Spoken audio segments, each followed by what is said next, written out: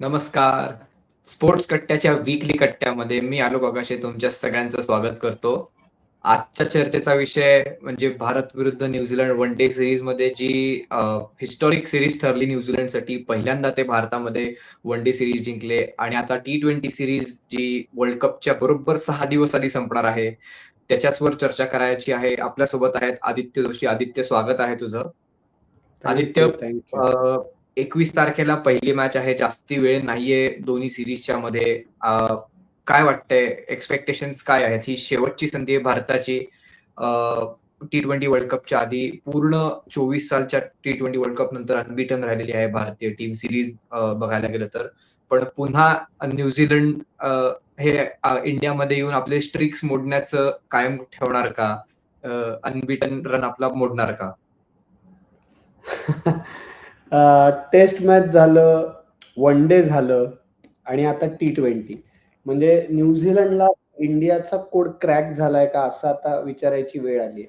कारण ज्या प्रकारे पहिल्यांदा त्यांनी टेस्ट मॅचेसमध्ये हरवलं ना, म्हणजे त्याचं खऱ्या क्रिकेट प्रेमींना गेली पुढची कित्येक वर्ष दुःख होणार आहे की न्यूझीलंडने आपल्याला आपल्या इथे येऊन 3-0 टेस्ट सिरीजमध्ये हरवलं. त्याच्यानंतर वन डे सिरीजमध्ये डॅरेल मिचेल अत्यंत अनुभवी खेळाडू आहे, मायकल ब्रेसवेल आहे, पण तरी त्यांची बॉलिंग लाईनअप बघितली ना, तर या बॉलिंग लाईनअप समोर भारताने ही सिरीज 3-0 जिंकायला हवी होती. ती आपण 2-1 नी हरलो आणि वन डे सिरीज भारतात हरणं ही सुद्धा खूप मोठी गोष्ट आहे आणि न्यूझीलंड तर पहिल्यांदा भारतात वन डे सिरीज जिंकलंय. त्याच्यामुळे वर्ल्ड कपच्या 18 दिवस आधी ही काही गुड न्यूज नाहीये. तुला काय वाटतं? नाही, नक्कीच गुड न्यूज नाहीये. पण म्हणजे मॅच नंतर मी आणि द हिंदूचे आपले क्रीडा पत्रकार अमोल कराडकर आम्ही लाईव्ह एपिसोड केला होता. त्याच्यामध्ये आम्ही हेच बोलत होतो, की या वन डे सीरीजचा सिग्निफिकन्स काय आहे नक्की? आत्ता खेळतायत आणि तुम्ही न्यूझीलंडच्या बी टीम समोर आपली पूर्ण फुल स्ट्रेंथ टीम खेळवताय. रिझल्ट पण अचीव्ह होत नाहीये. नितीश कुमार रेड्डी ज्याला कन्सिडर करतायत, की 27 साली वर्ल्ड कपला हार्दिक पांड्याला जर का दुखापत झाली तर नेता येईल. त्याला पहिल्या संधीच दिली नाही. तर म्हणजे नक्की या सीरीज मधनं काय अचीव्ह करायचं होतं, हेही नीट दिसलं नाही. त्यामुळे अ, दुःखी बातमी आहे असं तू म्हणलास तसंच. पण सीरीज आता हारलो आपण तर काय वाटतंय तुला आता गौतम गंभीर आणि त्याच्या मॅनेजमेंटवरती एक्स्ट्रा प्रेशर असणार आहे का वर्ल्ड कपच्या आधी ह्या T20 सीरीजकडे बघून काही? माहिती नाही, पण आता ज्या प्रकारे गोष्टी घडतायत ना, त्याच्यात पण मिक्स सिग्नल्स आहेत. आता याच्यात काय अर्थ घ्यायचा कुठल्या गोष्टींचा ते कळत नाहीये. कारण श्रेयस अय्यर T20 टीममध्ये परत आलाय तिलक वर्माच्या ऐवजी. आता हा म्हणजे आता याच्यामध्ये आपल्याला ना साइड बाय साइड मैदानावरची क्रिकेट मॅच आणि मैदानाबाहेरची सिलेक्टर्स आणि टीम मॅनेजमेंटची दुसरी मॅच असंही काही दिसतंय का? असाही प्रश्न पडतोय. नक्की कोणाला काय हवं हे आपल्याला कळत नाही आणि काय ना प्रत्येक गोष्टीचं लॉजिक दिलं जातं, की याचं कारण हे आहे, त्याचं कारण ते आहे. पण आता गौतम गंभीर T20 मध्ये आपण गेल्या वर्ल्ड कप नंतर इतके डॉमिनंट आहोत बायलॅटरल सीरीजमध्ये, की T20 वर्ल्ड कपच्या आपल्या फॉर्मबद्दल शंका घेण्याचं कारणच नाहीये. म्हणजे आपण लीग स्टेज रूल करू का? तर आपण लीग स्टेज रूल करूच. जे खरं चॅलेंज चालू होईल जेव्हा पुढची फेरी चालू होईल. जेव्हा तेव्हापासून खरं चॅलेंज चालू होईल. कारण जेव्हा बायलॅटरल सीरीजमध्ये एखादी मॅच हरल्यावर पुढची मॅच जिंकू ना, बघून घेऊ असं असतं आणि त्याच्यानंतर आपण जेव्हा ICC टुर्नामेंटमध्ये येतो तेव्हा सेमीफायनल, फायनल तर पुढची गोष्ट झाली. पण या T20 मध्ये म्हणजे पहिली लीग नंतर सुद्धा एक क्वालिफाय झाल्यावर तो सुपरचा फॉर्मॅट असतो. त्या सुपरच्या फॉर्मॅटमध्ये सुद्धा एखादी मॅच सुद्धा हरणं म्हणजे डोक्यावरती टांगती तलवार घेऊन फिरण्यासारखं आहे. त्याच्यामुळे त्या मॅचेसमध्ये टीम इंडिया कसं खेळतेय त्याच्यावरती गौतम गंभीर लगेच जाईल का? अगदीच आपण T20 वर्ल्ड कप मध्ये खराब करून आधीच बाहेर पडलो वगैरे तर नक्की दबाव प्रचंड प्रमाणात येईल, पण तो जाईल असं मला वाटत नाही. पण असं कुठेतरी आता सिलेक्शन मध्ये वगैरे जाणवायला लागलंय, की जे आधी अगदीच माय वे और हायवे होतं, त्याच्यामध्ये थोडासा का होईना बदल होताना दिसतोय. त्याच्यामुळे कुठेतरी असं होतंय, की किती फ्री हँड द्यायचा, आपण आतापर्यंत किती दिलाय, किती ठेवायचा, यावरती आता बीसीसीआय मध्ये असे आवाज आवाज आवाज यायला लागलेत असं वाटतंय आता, की एवढा फ्री हँड नकोय टीम मॅनेजमेंटला, असं दिसतंय. इंटरेस्टिंग आहे. आणि तू म्हणलास तसं श्रेयस अय्यर पुन्हा एकदा स्क्वॉड मध्ये ऍड झालाय तिलक वर्माच्या ऐवजी. पहिल्या 3 T20 साठीच आहे ऍज ऑफ नाव. तसंच रवी बिश्नोई सुद्धा हा दुखापतीमुळे, जे वॉशिंग्टन सुंदरच्या दुखापतीमुळे रवी बिश्नोई पण ऍड झालाय. पण श्रेयस अय्यर, आपण एशिया कप पासून बोलतोय माझ्या मते, की श्रेयस अय्यर डिझर्विंग आहे या टीम मध्ये. म्हणजे जागा नाहीये म्हणून तो आणि यशस्वी जयस्वाल बाहेर आहेत असंच दिसतंय. तर श्रेयस अय्यरला शेवटी आता संधी मिळणार का त्या 3-4 नंबरवर जिथे तिलक वर्मा बॅटिंग करायचा? नाही, आता ना हा खूप ट्रिकी प्रश्न आहे. आता म्हणजे अमोल आपल्याला ना आधीपासून सांगत होता, की श्रेयस अय्यर हा एक स्ट्रॉंग कंटेंडर आहे T20 वर्ल्ड कपसाठी. जेव्हा त्याचं सिलेक्शन झालं नव्हतं, तेव्हाही द हिंदूचे क्रीडा पत्रकार अमोल कराडकर म्हणत होते, की श्रेयस अय्यरचा विचार अत्यंत सिरियसली होत होता. कारण जर का पिचेस वेअर अँड टेअर व्हायला लागली T20 वर्ल्ड कपच्या सेकंड भागात आणि 30ला 3 अशी इंडियाची सिच्युएशन असेल, तर इनिंग मोठी करण्याच्या दृष्टीने आपल्याकडे कोण प्लेयर आहे, आणि स्पिन खेळण्यामध्ये श्रेयस निर्विवादपणे टॉपचा बॅट्समन आहे इंडियातला. तर त्याचा अत्यंत सिरियसली विचार होतोय असं अमोलचं तेव्हाचं म्हणणं होतं. पण T20 वर्ल्ड कपमध्ये त्याचं सिलेक्शन झालं नाही. म्हणजे रिझर्व्ह खेळाडू म्हणूनही झालं नाही. आणि आता तिलक वर्माच्या इंजुरीमुळे त्याला आता या पहिल्या 3 मॅचेससाठी तरी संधी दिलेली आहे. रवी बिश्नोई सगळ्या मॅचेससाठी आहे. श्रेयस अय्यर आत्ता तरी 3च मॅचेससाठी आहे. तर जर का श्रेयस अय्यर या टीम मॅनेजमेंट जर का जेन्युइनली बघत असेल, की हा आपला नंबर 4चा ऑप्शन आहे, असू शकतो, तर ते त्याला संधी देतील ट्राय आउट करायला. पण जर का टीम मॅनेजमेंट बघत असेल, की नाही ही स्टॉप गॅप अरेंजमेंट आहे, तिलक वर्माच आमचा आहे आणि त्याच्या फिटनेसबद्दलही मॅनेजमेंटला माहिती असेल, की तो 3 मॅचेस नंतर परत येणार आहे, तर श्रेयस अय्यर फक्त बॅकअप म्हणून आहे. तर कदाचित त्याला संधी मिळणार नाही. त्याच्यामुळे या सीरीजमध्ये कोण खेळतंय याच्यावरती आपल्याला थोडीशी इंडिकेशन्स मिळू शकतात. पण गंमत म्हणजे आलोक, तू पण सांग तुझं याच्यावरती मत काय आहे? आपण म्हणतोय श्रेयस अय्यर, पण जो डेफिनेटली टीममध्ये असणार आहे तो आहे ईशान किशन. मी तेच बरोबर. विचारणार होतो तुला. तर येस. तर ईशान किशनला आता संधी यावेळी दिली जाणार का तिलक वर्माच्या ऐवजी? मी काय वाटतं तुला? हां, म्हणजे तू म्हणलास तसं जर श्रेयस अय्यरला ते फक्त बॅकअप ऑप्शन म्हणून बघत असतील, तर कदाचित आपला ईशान किशन 3-4 जिथे तिलक वर्मा बॅटिंग करायचा लेफ्टी ऑप्शन प्रोव्हाईड होतोय. तिथे आपल्याला ईशान किशन प्लेइंग 11मध्ये दिसू शकतो. कारण तो पण प्रायमरीली टॉप ऑर्डर बॅटरच आहे. डोमेस्टिक परफॉर्मन्सेस त्याच्या झारखंडसाठी खूप चांगले होते. सेंच्युरी मारलेत सय्यद मुश्ताक अलीमध्ये. कॅप्टन होता तो, जिंकवली आहे त्याने त्याच्या टीमला. सो जर का श्रेयस अय्यरकडे ते फक्त बॅकअप ऑप्शन म्हणूनच बघत असतील, की बाबा कोणाला परत दुखापत झाली सिरीजमध्ये तर श्रेयस अय्यर असावा म्हणून, तर ईशान किशनला संधी मिळताना दिसू शकते. पण जर का तिलक वर्माच्या इंजुरीबद्दल अजून पुढे काही कन्सर्न्स असतील, की तो फिट होऊ शकणार आहे नाही, तर श्रेयस अय्यर जो त्याला T20 वर्ल्ड कपमध्ये सुद्धा रिप्लेस करू शकतो, कदाचित त्याला सुद्धा संधी मिळेल असं मला वाटतं. तुला काय वाटतं? हो, नाही बरोबर आहे. म्हणूनच मी म्हटलं, की ट्रिकी आहे. कारण Ishan Kishan ultimately out of position खेळेल. म्हणजे त्याला मॅच प्रॅक्टिस द्यायची आहे म्हणून खेळवायचंय का त्याला जेन्युइनली त्या पोझिशनला ट्राय आउट करायचंय? कारण तोही एक प्रश्न आहे. मला वाटत नाही, की वर्ल्ड कपच्या एवढ्या तोंडावरती त्याला ट्राय आउट करावं. जर का तिलक वर्माबद्दल खात्री नसेल, तर तिकडे श्रेयस अय्यरला आत्ता चान्स दिलाच पाहिजे आणि त्याला पूर्णपणे बॅकिंग दिलं पाहिजे. कारण म्हणजे ईशान किशनला बॅकअप ओपनर आणि बॅकअप विकेट कीपर या ज्या रोलसाठी घेतलेला आहे. संजू सॅमसनला काही झालं तर तो येईल. पण त्याला उगाच मॅच प्रॅक्टिस द्यायची म्हणून 4 आणि 5 नंबरला खेळवायचं. आणि प्रश्न कुठे येणार, की जर का त्याने तिकडे चांगली कामगिरी केली आणि वर्ल्ड कपमध्ये केली नाही, तरी खापर फुटणार.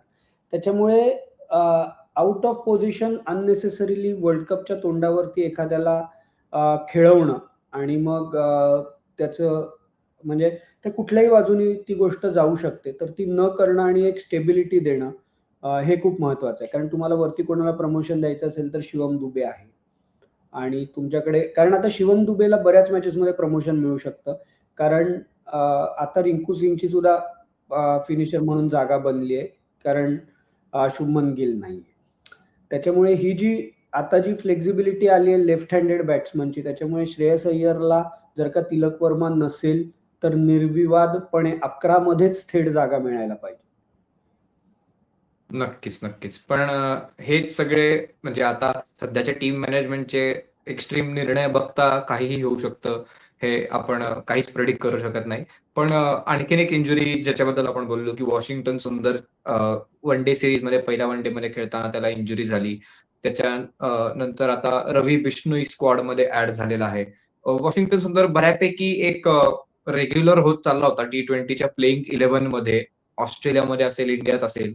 तर रवी बिश्नोई वाटतंय 11 मध्ये येईल डायरेक्ट कारण वॉशिंग्टन सुंदर हा ऑलराऊंडरचा रोल प्ले करत होता. तर रवी बिश्नोई येईल असं वाटतं. मला तेच कळत नाही ऍक्च्युली की रवी बिश्नोई अचानक स्कीम ऑफ थिंग्स मध्ये आला कुठे. मला माहित नाही तुम्ही लाईव्ह मध्ये त्याच्यावरती बोललात का. जर का बोलला असाल तर मला पण तुम्ही अपडेट द्या. पण म्हणजे ऍक्च्युली काय आहे की टीम मॅनेजमेंटनी जेव्हा बर्डोनीला घेतलं बेसिकली वन डे टीम मध्ये, तेव्हा तुम्ही लाईक फॉर लाईक रिप्लेसमेंटचं जस्टिफिकेशन दिलं होतं की तो टीम इंडिया ए साठी सुद्धा खेळतोय आणि तो जेव्हा लखनौ सुपर जायंट्सची चांगली कामगिरी केल्यानंतर तो इव्हेंच्युअली इंडिया ए टीम मध्ये आला. इंडिया ए टीम साठी त्याने चांगली बॅटिंग केली, काही युजफुल ओव्हर्स टाकल्या आणि म्हणून त्याला टीम इंडियामध्ये लाईक फॉर लाईक रिप्लेसमेंट म्हणून घेतलं. मग आता हेच लॉजिक रवी बिश्नोईच्या बाबतीत कुठे गेलं काय चरायला मला माहित नाही. कारण रवी बिश्नोई एकच लॉजिक होऊ शकतं की रवी बिश्नोई हा फास्ट लेग स्पिनर आहे आणि फास्ट लेग स्पिनर म्हणजे तो राशिद खानच्या पठडीतला बॉलर आहे की जो बॉलला पेस देतो. त्याच्यामुळे स्पिन मारायला अवघड जातं. तर त्यांचा विचार तसा काही असेल आणि म्हणून त्यांना ट्रायआउट करायचं असेल. पण तरी सुद्धा रवी बिश्नोईला जर का जागा द्यायची असेल तर तुम्हाला बॉलिंगच्या कोट्यातनं द्यायला लागणार आहे. त्याच्यामुळे मग परत तुम्ही कोणाच्या जागी त्याला खेळवणार हा प्रश्न आहे. कारण तुम्ही कुलदीपला बाहेर बसवतील. मग परत कुलदीपलाच बाहेर बसवतील. म्हणजे कुलदीपचं ते ट्रेंडच आहे. म्हणजे तो तेवढाच एक स्वॉप शिल्लक राहतो जर का त्यांना तो नको असेल तर. पण म्हणजे मला तो रवी बिश्नोईचा म्हणजे तुम्ही आधी पण एक लेफ्ट आर्म स्पिनर आणि हे शहाबाज अहमदला तुम्ही बॅकअप म्हणून आणलं होतं. म्हणजे तुम्ही लाईक फॉर लाईकच आणण्याचा तुमचा ट्रेंड होता. Tilak Varma middle order batsman गेला, तुम्ही श्रेयस अय्यरला आणलं. मग आता वॉशिंग्टन सुंदर गेल्यावरती रवी बिश्नोई आलाय हे थोडंसं म्हणजे त्या लॉजिकमध्ये बसणारं वाटत नाही. आता असाही मुद्दा असू शकतो की आपल्याकडे दुसरा कोणी ऑफ स्पिनिंग ऑलराऊंडर नाहीये का आणि म्हणून तुम्हाला म्हणजे असं होतं ना शेवटी की 50 ओव्हरच्या वर्ल्ड कपमध्ये 2023ला हार्दिक पंड्याची कोणी रिप्लेसमेंटच नव्हती. म्हणजे हार्दिक पंड्या गेल्यामुळे आपल्याला एक बॉलरही खेळवायला लागला, एक बॅट्समनही खेळवायला लागला आणि ते कॉम्बिनेशन हललं. वॉशिंग्टन सुंदरच्या बाबतीतही सिलेक्टर तसाच विचार करत असतील की आपल्याकडे दुसरा ऑफ स्पिन आणि 2-3 ओव्हर देणारा म्हणजे 2-3 ओव्हर ऑफ स्पिनच्या देणारा आणि बॅटिंग करणारा कोणी नाहीये. तर मग म्हणून लाईक फॉर लाईक नाही मिळणार आणि रवी बिश्नोई असणार. ते आपल्याला समजून घ्यायला लागेल. पण मला तरी आत्ता परत तेच आहे, वर्ल्ड कपच्या तोंडावरती अचानक रवी बिश्नोईला खेळवून आपण काही साध्य करणार आहोत का, तर माझ्या मनात प्रश्नचिन्ह आहे. मुद्दा गंमत अशी आहे की जर का वॉशिंग्टन सुंदर खेळणार नसेल खरंच, जी शक्यता वाटतीये त्याच्या दुखापतीचं स्वरूप बघता, तर मग इंटरेस्टिंग आहे कोणाला घेणार आपण. कारण वॉशिंग्टन सुंदर हा 11 मधला प्लेअर होता. त्याच्यामुळे आणि या टीम मॅनेजमेंटला काहीही करून 8 पर्यंत बॅटिंग लागते. म्हणूनच मला वाटतं की कदाचित असंही होऊ शकतं की म्हणजे वॉशिंग्टन सुंदर तसंही मला वाटतं किती 7th बॉलर म्हणून खेळायचा. म्हणजे 2 फास्ट बॉलर, 3 स्पिनर आणि हार्दिक असे 6 होते. शिवम दुबे पण आपण बघतो सध्या बऱ्यापैकी बॉलिंग करायला लागलाय.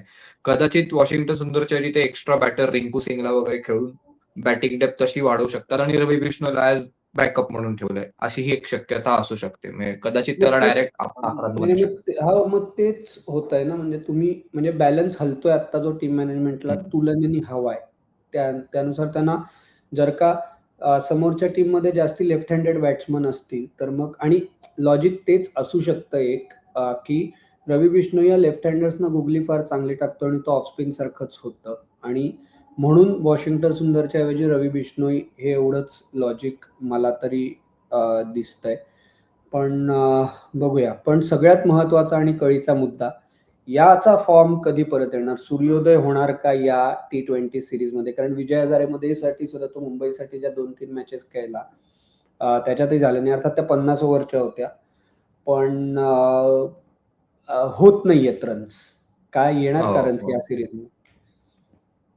येऊ देत एवढीच आशा करू शकतो आपण आता म्हणजे होपफुली येतील. थोडी न्यूझीलंड त्या स्पिन त्या टीम श्रेयस पण आहे अय्यरला त्यामध्ये. त्या श्रेयस अय्यरला बॅकअप कॅप्टन म्हणून पण घेतलंय. या टीम मॅनेजमेंट सोबत काहीही आपण प्रेडिक्ट करू शकत नाही. म्हणजे त्यांचे जे काही डिसिजन्स बॅकफायर झाले, शुभमन गिलचा म्हणा T20 मध्ये त्याला आणणं किंवा काहीही असो, बट ही पॉसिबिलिटी मी विचार नव्हती केली, की त्याला बॅकअप कॅप्टन म्हणून आणतात का? बट इंटरेस्टिंगच आहे हे सगळं. तुला काय वाटतं? काय असू शकतं? नाही, सूर्या ही पूर्ण T20 वर्ल्ड कप कॅप्टन राहणार अनलेस दुखापतच झाली त्याला आणि काही झालं तर. आणि आणि त्याला दुखापत झाली तर अक्षर पटेल आपला व्हाईस कॅप्टन आहे T20चा. त्याच्यामुळे असं काही फार गोष्टी बदलतील असं वाटत नाही. पण तिलक वर्मा जर का रिकव्हर होणार नसेल, तर मला असं दिसतंय की श्रेयस अय्यर खेळेल प्लेइंग 11मध्ये निर्विवादपणे. त्याच्यात काही बदल होईल असं वाटत नाही. आणि तू या सीरीजकडे कुठल्या दृष्टीने बघतोयस? ही आता 5 T20ची सीरीज आहे न्यूझीलंड विरुद्ध आणि आता न्यूझीलंडचा बॉलिंग अटॅक कट्टेकरांना आपण सांगूया की पूर्णपणे वेगळा असणार आहे. आता मिचेल सँडनर त्यांचा कॅप्टन येणार आहे. मॅट हेनरी येणार आहे आणि म्हणजे फ्रंटलाईन न्यूझीलंडचे जे खेळाडू आहेत, ते सगळेजण या T20 म्हणजे अर्थात जसे आपण तयारी करतोय तसं ते त्यांची फुल स्ट्रेंथ घेऊन या सीरीजकडे प्रिपरेशन म्हणून बघतायत. तर तू कशा दृष्टीने बघतोयस याच्याकडे? मला वाटतं की भारतीय टीमला आता T20 मध्ये खूप चिंतेचं कारण ॲज सच नाहीये. त्यामुळे त्यांनी मेनली हेच बघावं या सीरीजमधनं, की बाबा सगळे प्लेयर्स आपल्या रिदममध्ये आहेत ना? सगळ्या प्लेयर्सला मॅच प्रॅक्टिस व्यवस्थित मिळतीये का? किंवा अ, कुठेही अजून त्यांना जर टॅक्टिकल डिसिजन मेकिंग करायचं असेल, जसं आपण बोललो आता, की जर का त्यांना कॉम्बिनेशन बदलायचं असेल, की वॉशिंग्टन सुंदरच्या ऐवजी रिंकू सिंग खेळवायचा असेल, बॅटिंग डेप्थ वाढवायची असेल किंवा काही, तर ह्या गोष्टी त्यांनी आत्ताच आणि एस्पेशली पहिल्या 2-3 मध्येच ट्राय आउट कराव्यात. 2-3 T20 मध्येच ट्राय आउट कराव्यात. कारण मग ते शेवटी 2 मॅचेसमध्ये ठेवायला काही पॉइंट नाहीये. तुम्ही पहिल्या मॅचपासूनच जर का ज्या गोष्टी तुम्हाला ट्राय आउट करायच्या आहेत त्या प्रॅक्टिस केल्या नाहीत, तर it might be too late. आणि तुला काय वाटतं ह्याच्याबद्दल? तू कुठल्या पर्स्पेक्टिव्हने बघतोय या सीरीजकडे? नाही, आता आपली टीम ना सेटल्ड आहे. म्हणजे आता हे जे जिग्सो पझल आहे वॉशिंग्टन सुंदर आणि तिलक वर्मा नसल्यामुळे. तिलक वर्मा नसेल तर ते सोपं आहे. तिलक वर्माच्या ऐवजी श्रेयस अय्यर येईल.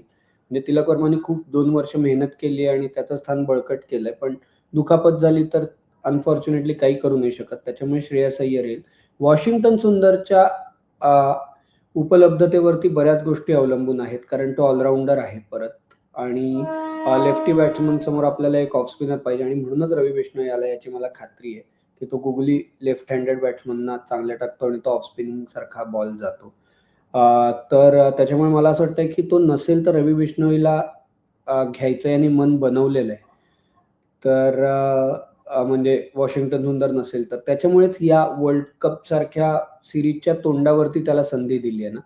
त्याच्यामुळे मला असं वाटतं, की त्याच्यात सुद्धा काही बदल होणार नाहीत. वॉशिंग्टन सुंदर नसेल तर कदाचित रवी बिश्नोई तो टॅक्टिकल मॅचअप, टॅक्टिकल कॉल्ससाठी येईल. ज्या टीममध्ये 4 किंवा 5 लेफ्ट हँडेड बॅट्समन आहेत पहिल्या 8 मध्ये. तिकडे कुलदीप यादवच्या पुढे तो खेळूही शकतो. तर अशा गोष्टी डेफिनेटली होतील. तर ते सगळ्या गोष्टी ट्राय आउट करून बघायच्या आहेत. न्यूझीलंडही अर्थात तेच करेल. न्यूझीलंड मस्त ते रोटेशनमध्ये बापच आहेत. त्याच्यामुळे ते त्यांची टीम व्यवस्थित रोटेट करून प्रत्येक 15तल्या प्रत्येकाला संधी देऊन वर्ल्ड कपसाठी तयार ठेवतील.